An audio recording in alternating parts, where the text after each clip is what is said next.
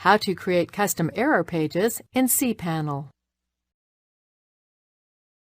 This demo assumes you've already logged into cPanel and are starting on the home screen. Now let's learn how to create custom error pages. Click the Error Pages icon. There are several different error pages you can customize. Let's customize the 404 error page. This is where you create your custom error page, and you can include one or more tags to further customize the page.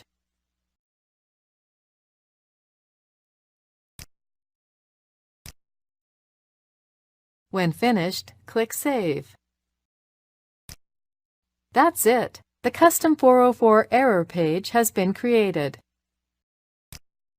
You can customize the other error pages as well, but you don't have to. All accounts come preset with standard error pages. This is the end of the tutorial.